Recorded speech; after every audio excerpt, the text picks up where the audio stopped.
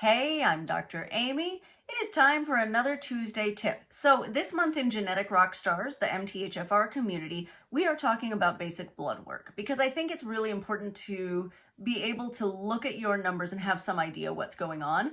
That does not mean this is a substitute for actually talking to your doctor, right, and getting their opinion. They're the expert, but it still means that you can look for patterns that are relevant and look for ideas. So this month in Genetic Rockstars, we're talking all about blood work. Today I want to talk about a basic pattern that is iron deficiency anemia. So when your doctor runs like a CBC, which is a complete blood count, and a metabolic panel or a complete metabolic panel or a CMP or a Chem7, whatever they call it, there's going to be a lot of tests, a lot of basic tests. And some of those don't look related to, say, anemia or iron deficiency, but they are. So I want you to be able to spot patterns even when it's not like anemia, even when it's like, maybe you should eat more iron. So if you're getting into an iron deficiency pattern, there's a few things that you should look for that are happening simultaneously, right? One, you may be fatigued. That's kind of the biggest symptom of iron deficiency. So if you're noticing a little bit of fatigue, maybe your skin's a little bit pale, not just because it's, we're just coming out of winter, but because it's just pale. But what you'll see is that there's a measure called MCV, and that's mean corpuscular volume, which basically means the average size of your red blood cells. I don't know why they make it so fancy, but MCV will be a little bit lower, right? Red blood cells will be a little bit smaller. And then there's two measures of hemoglobin, which is your iron carrying in your blood, right? Like this is what makes your blood red. It's iron, and it's what carries oxygen. So that's MCH, mean corpuscular hemoglobin, and MCHC, mean corpuscular hemoglobin concentration. And those will also both be a little on the lower side, right?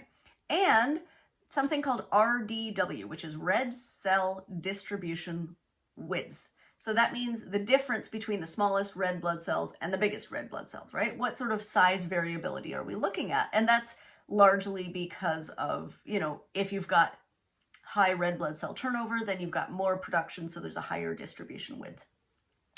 So that will be a little bit higher if you're anemic because your body's trying to make more red blood cells to compensate for red blood cells that aren't carrying oxygen very effectively. Now, again, your doctor is going to be the final word, but your doctor isn't going to look for like before this is a problem. Your doctor is going to look for when you have overt iron deficiency, right? So if all of those things are actually low on the test, right, they're in the low range, then your doctor will be like, oh, iron deficiency, like easy peasy. But if you look at your test, they're all within normal range, but on the lower end, that's a great time to add, red meat, a couple of meals a week, maybe to start cooking on a cast iron pan, not a fancy designer cast iron pan that has some weird nonstick coating. Like if it says pre-seasoned, that's not what we want. We want good old-fashioned cast iron that everything sticks to until you've actually like heated it up with grease a few times. Simply because if it's pre-seasoned, that means they've added some kind of non-stick layer that is chemical. That has nothing to do with iron, right? So not that.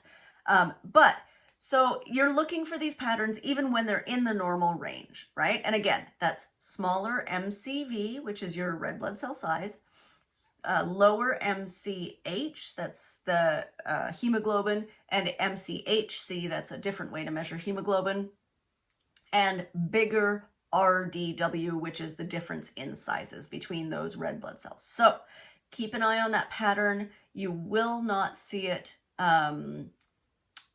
in abnormals. We're looking for normals, but on the lower end. Okay, Tuesday tip.